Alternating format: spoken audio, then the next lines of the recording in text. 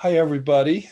Uh, this is Mark Smith and Angie Bond here for the Angie and Mark HIT show.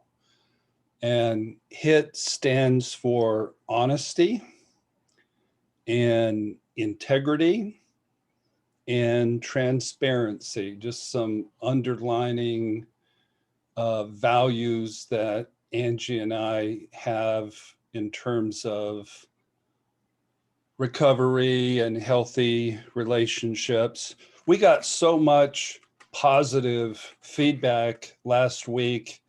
I think all from women who've experienced this exhaustion, that we're going to continue to talk about overfunctioning and exhaustion in women indefinitely until we feel like we've squeezed every little bit of insight and help that we can out of it. So the title again is The Exhaustion of Over-Functioning Women.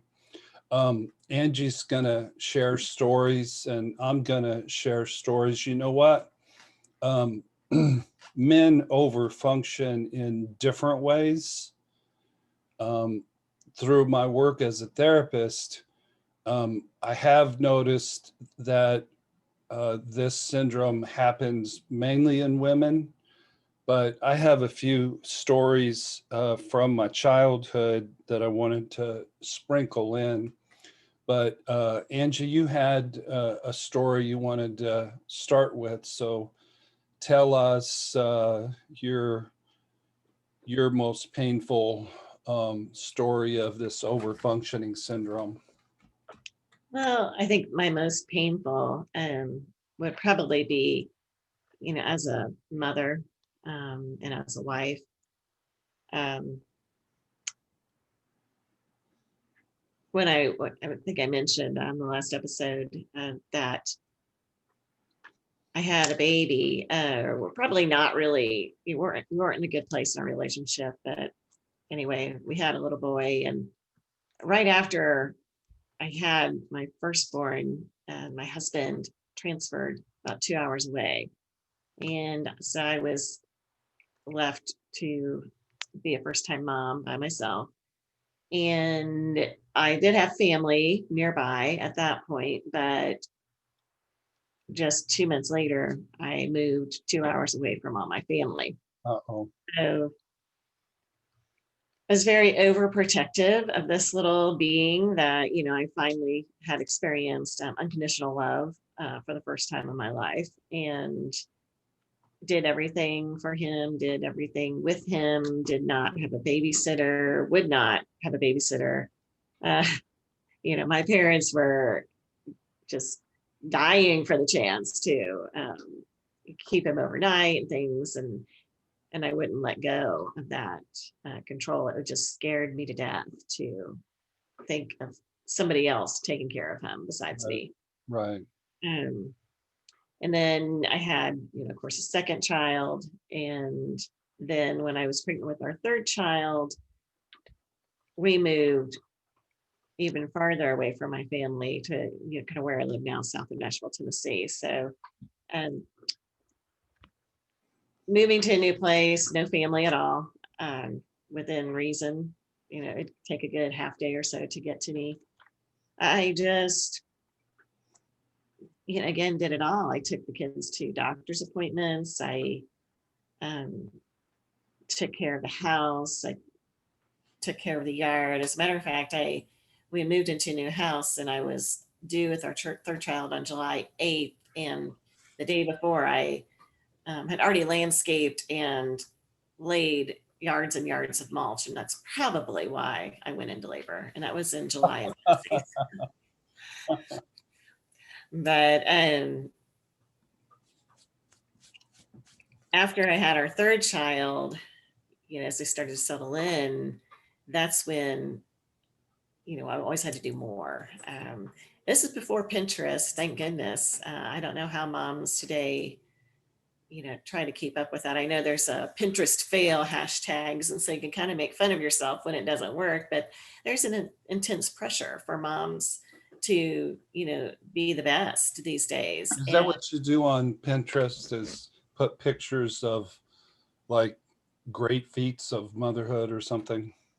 yeah, decorating, kids' parties, things like that. And then, of course, you share them on your social media as well. So, we didn't have that back then. Thank goodness. I'm really glad.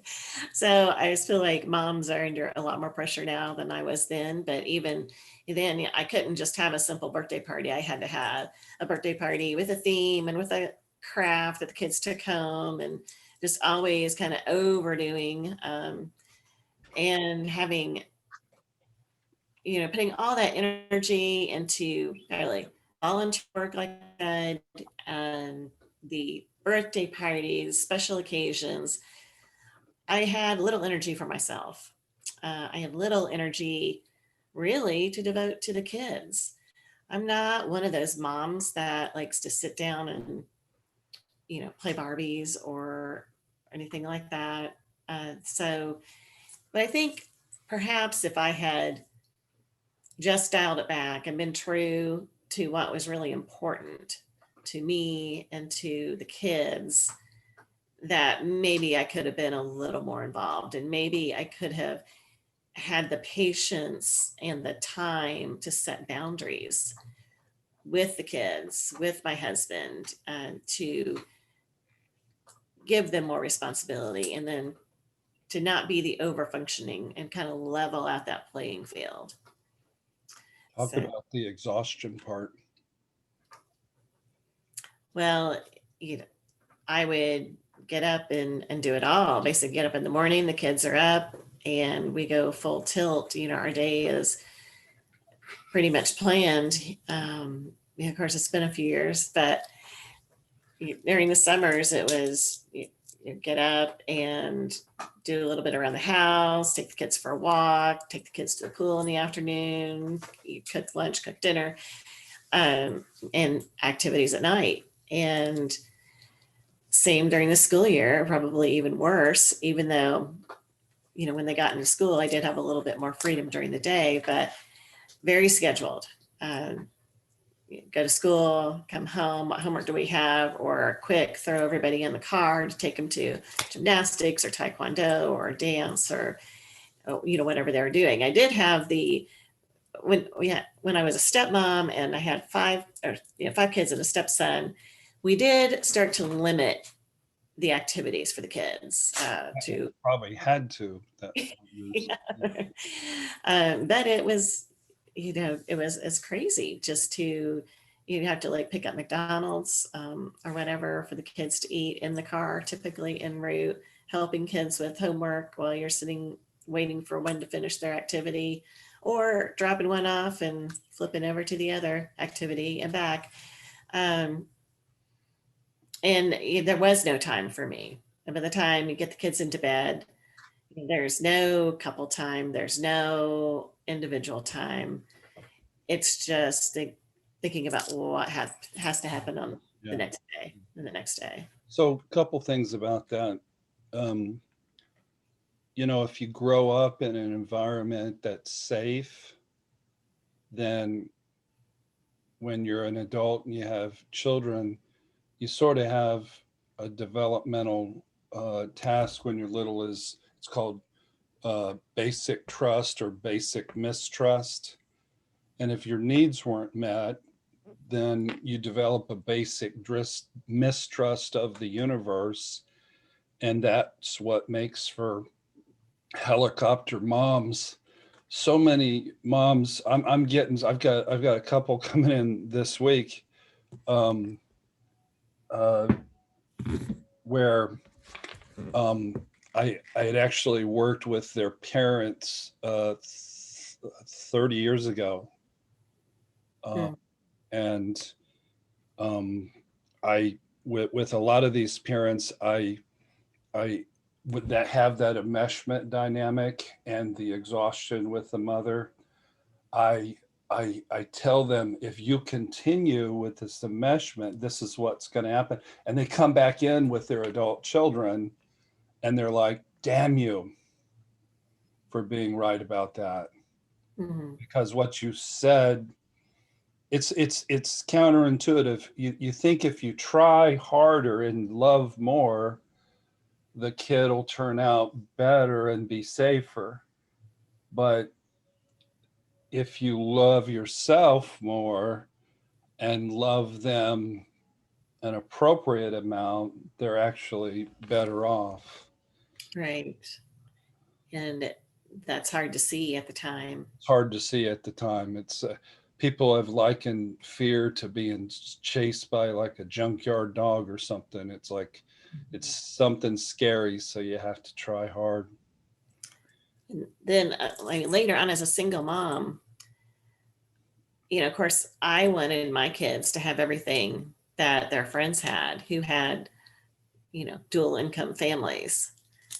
So financially, I sacrificed way more than I should have. Kept a huge house for them for years until I I finally. wish we could have do-overs. Yeah, I would like that a lot. Yeah, there's no do-overs, unfortunately. I really wish there was. So, I have to apologize. I'm a little slow today. I just got a call from the doctor saying the medicine they gave me to fix my boo-boo is making me worse. So I got a thing I'm struggling with. I was shooting for for Samuel L. Jackson with the hat, and when I put it on, it looked more like an effeminate French painter. And I asked Angie which one. She went with the latter. So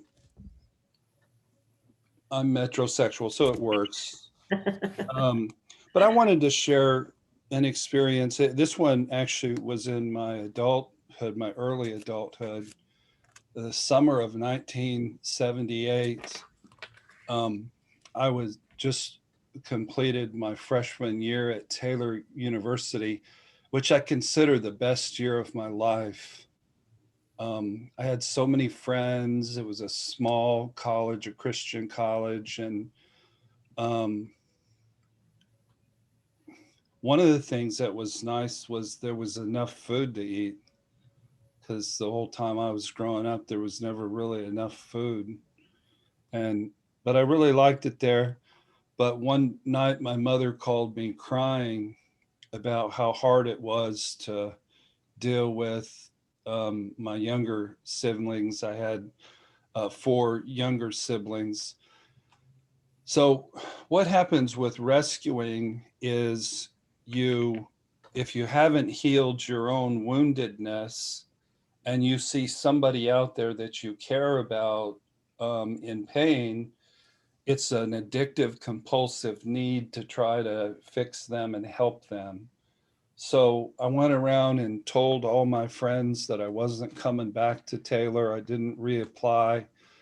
And um, I got a job my first day cutting grass in the heat and at a cemetery with my 2 buddies. After one day, I decided there wasn't much of a future in it for me. It was too hard. Then I sold Electrolux vacuum sweepers door to door. I did sell one, but that was hard work. I kept getting the door slammed in my face. Um, but I settled into a job, and I tried to help my mom discipline my younger siblings, which they didn't really appreciate very much. And we had this bathroom that was all moldy and stinky. And I took every nickel that I made and I was going to remodel the bathroom. And I had no skills.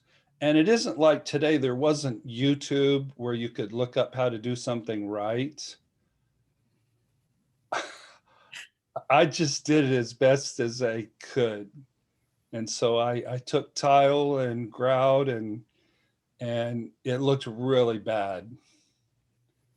And I redid the floor, but it took all my savings, and everywhere my mom went, I went with her, and it's like I was an appendage. I was an extension. I was her helper. So I had completely lost myself. And by the end of the summer, I was depressed. In my Christian thinking, I thought it was demon possessed because I was so sad. One of my Christian friends came over and I said, "Do you mind you do me a favor and cast this demon out of me? Because I'm pretty sure I didn't have a demon. I had codependency and enmeshment and overfunctioning, and exhaustion is really what I had." Mm, mm, And thankfully, at the very, very, very last second, I wised up and I saved myself, and I contacted Taylor and they said, "We'll take you if you can find a place to live."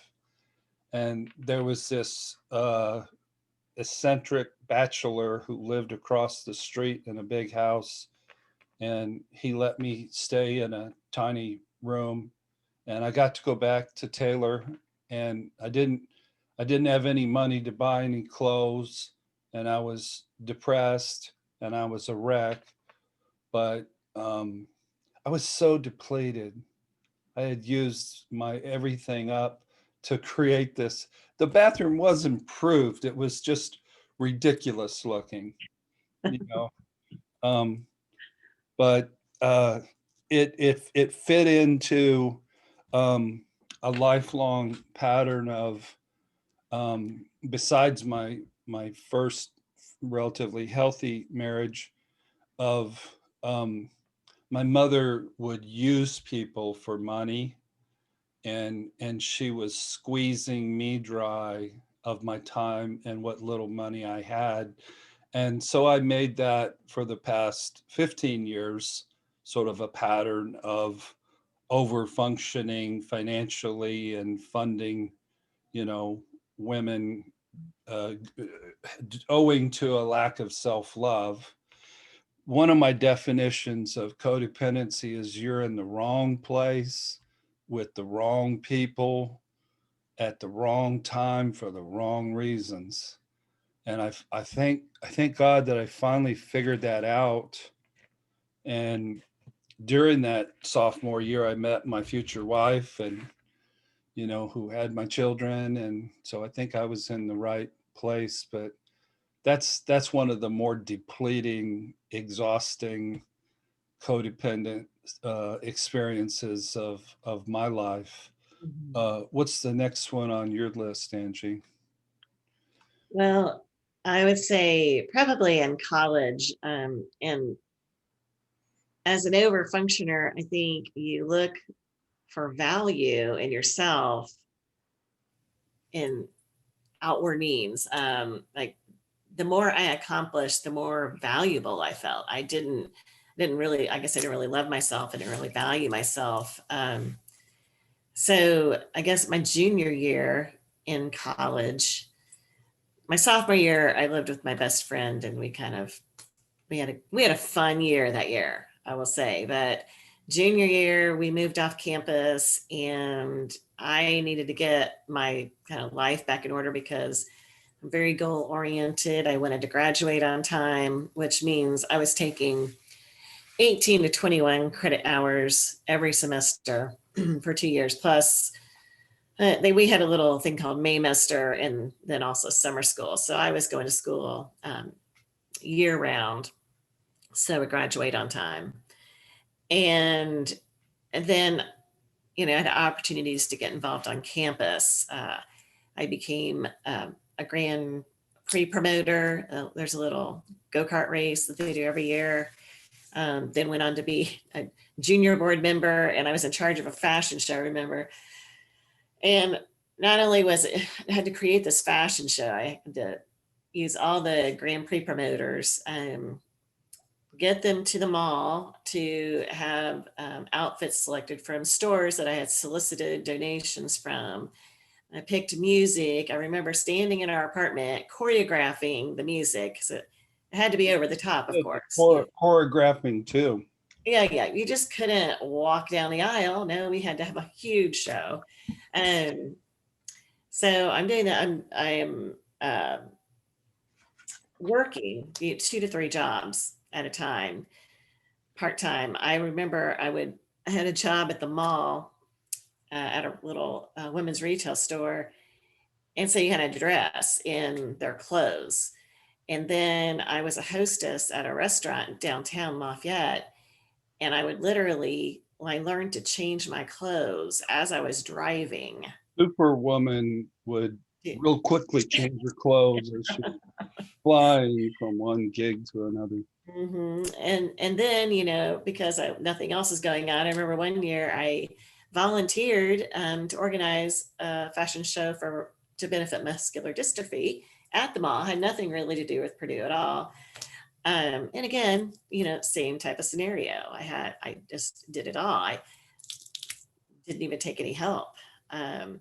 But you know, on all that time, then so I'm busy pretty much, I don't know, 20 hours a day. I bet I didn't really sleep very much.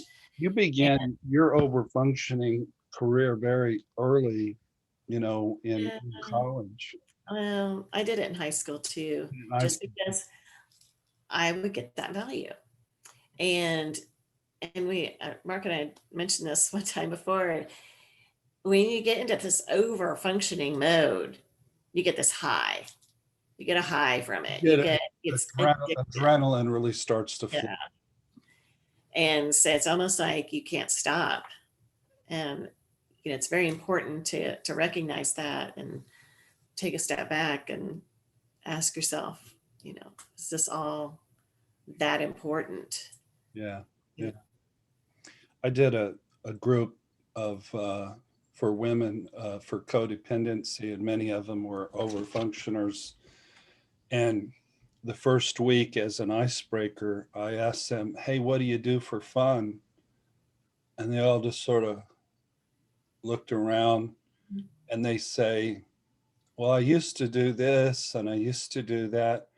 A lot of them still would read books, would be their only little escape, but a lot of them, it's like when you grow up with the big parent and the little kid, you're sort of fun debilitated. Mhm. You have to learn as an adult to teach yourself how to play. The job of a kid is to play. Mhm. So when you get older and you have mortgages and marital pain and taking care of kids, you still know how to play. But if you never learned how, it's hard to, you know, be able to do that. Um, Here's one from my childhood. I'm a little embarrassed to share. We were poor. We were free lunch poor. I was always mortified going through the line because they didn't have a discreet way to do it. You had to say, "Oh, I'm with the free lunch program." I was just mortified and shamed every time I went to lunch.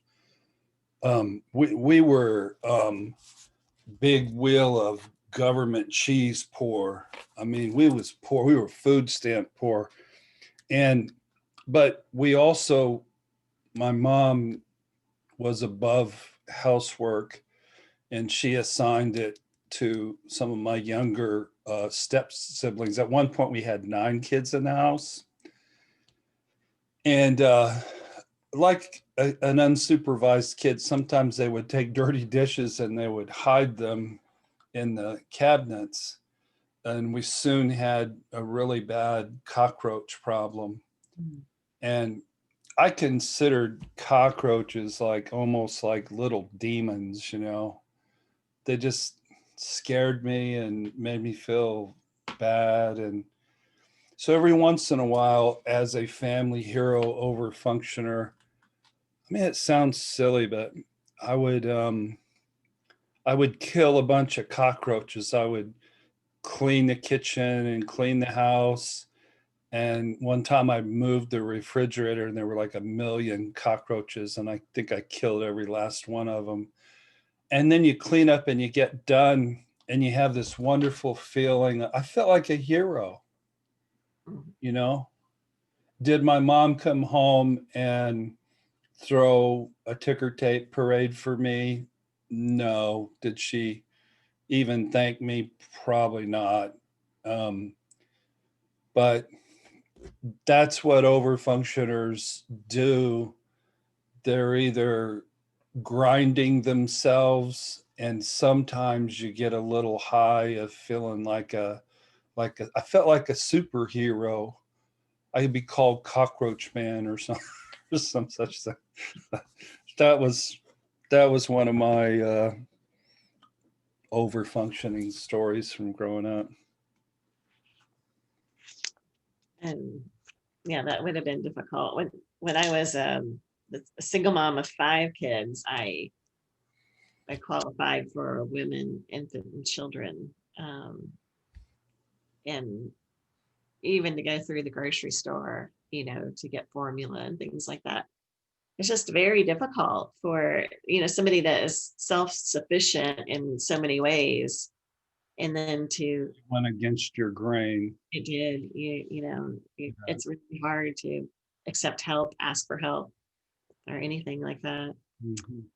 um well, I mean, I think now, as I basically have an empty nest, I do have one adult child that lives with me. Like you said, it is still difficult for me to have fun. I mean, I used to have a little bit of fun going to amusement parks, but now I'm to the age where all the rides make me have motion sickness. So I can't do that anymore. But the things that I do now for quote unquote fun is like, paint a wall, in my house. Hold it. I know. Having fun is painting a wall.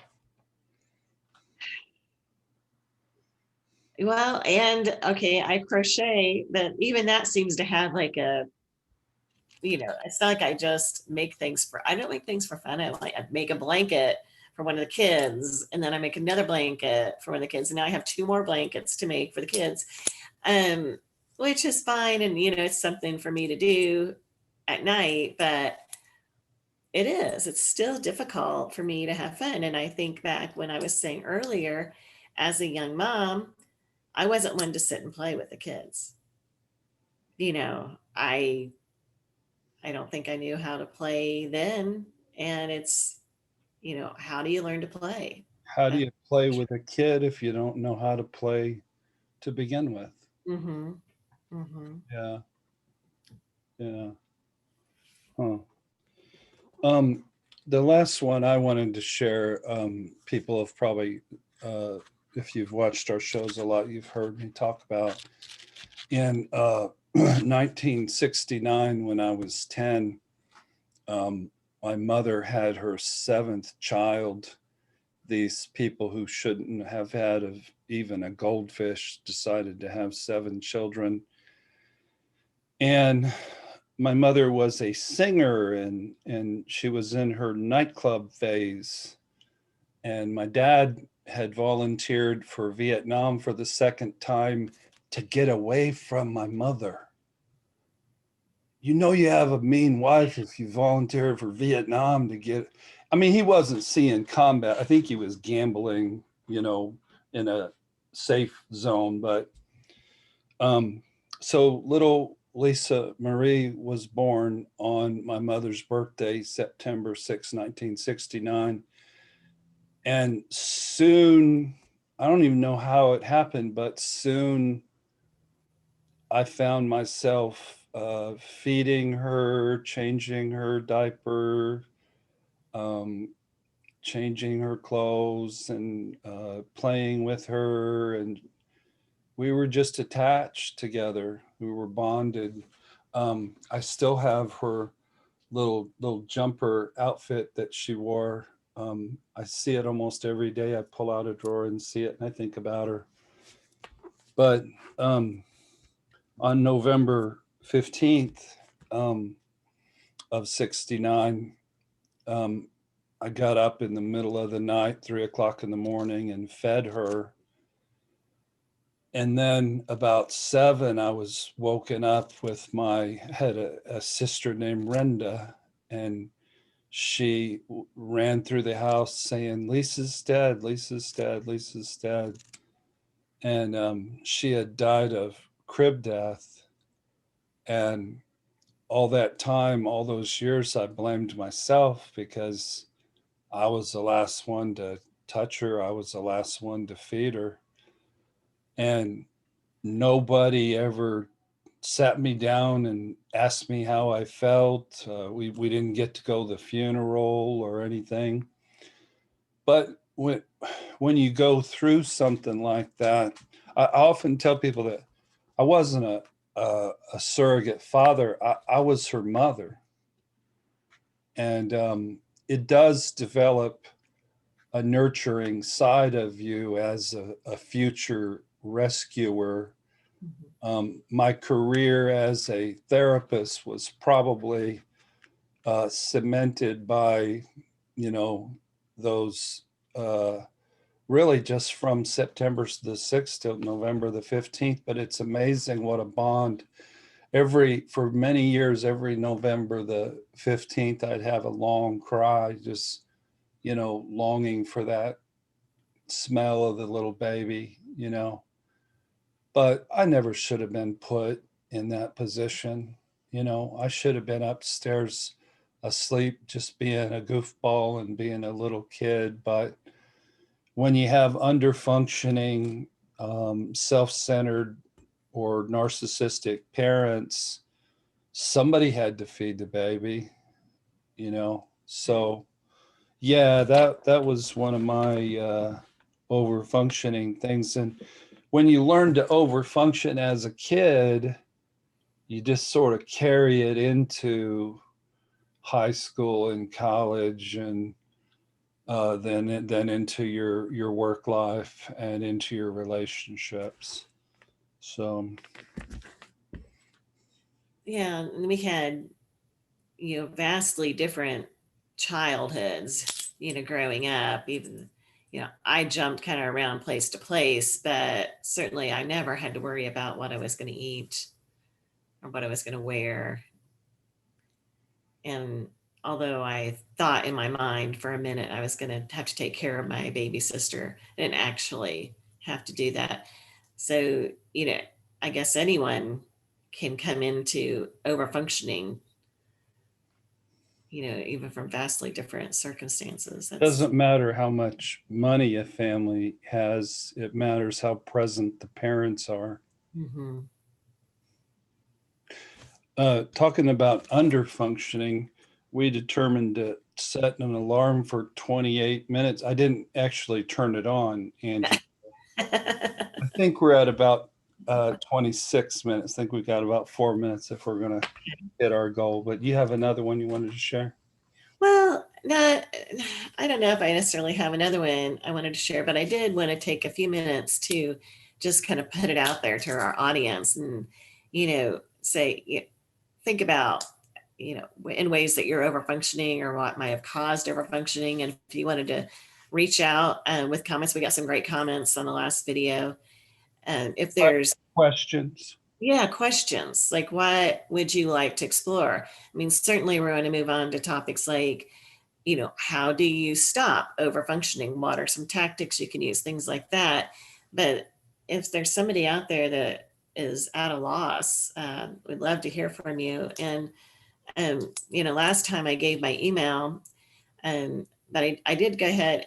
Yeah, I have Instagram and Facebook, a great way to reach out, as well as leave comments below the video on YouTube. But I'm Angie Bond on Facebook, Instagram, and Gmail, Angie with a J. So we'd really love to hear and really love to speak to your concerns. Yeah. When you've been neglected and abused as a kid, you can do a lot of therapy, and the problem is you'll reenact how you were loved as a child in your relationships. So if you were exploited as a child, then you're really not exploited if you're arranging for yourself to be exploited, but the end result feels pretty much the same.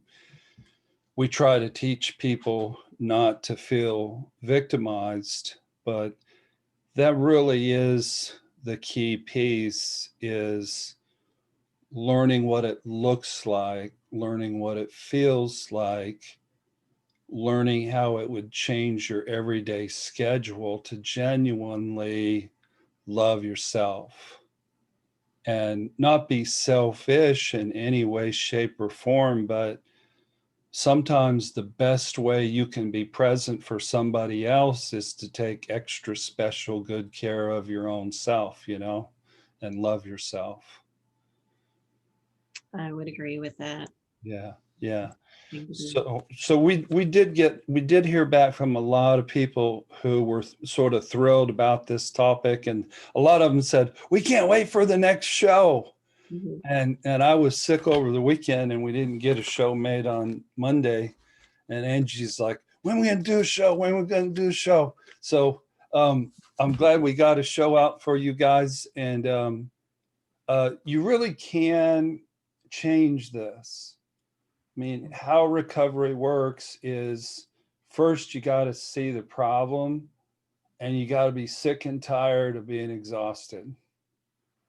And then you need to change how you think. And a good way to do that is to have a relationship coach who's been through it, a life coach who's been through exactly what you've been through.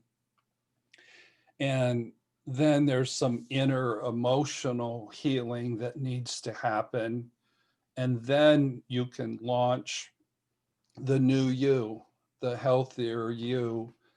And what you find out is people around you actually are better off and more blessed when you're taking care of yourself and having boundaries and loving yourself than they were when you were being a martyr and overfunction. It's ironic.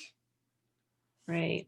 As you were saying that, it did occur to me that as I was over functioning as a mother, then I was so exhausted that I would totally lose my temper. Yes. My kid. The way the temperature went up, didn't Yeah.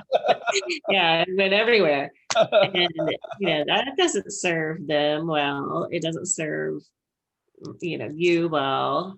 I mean, it's embarrassing after, you finally calm down. But I mean, I would lose my temper a lot with them. And that's just not a healthy way to parent the Yeah. kids. So, loving yourself definitely helps you, and it definitely helps everyone around you. Yeah. Yeah. Uh, I know we've been plugging this book, Untamed, by Glennon Doyle, but someone called it the best book ever on learning how to love yourself as a woman. So if you're struggling with learning how to love yourself and be empowered, I encourage you to read that book. So, Yes. Do it now. okay. Good job out of you, Angie. And this was fun. And I think I won't go with the painter look next time. I'll go another direction. Can't wait. See. Okay, we'll see you guys next week. God bless.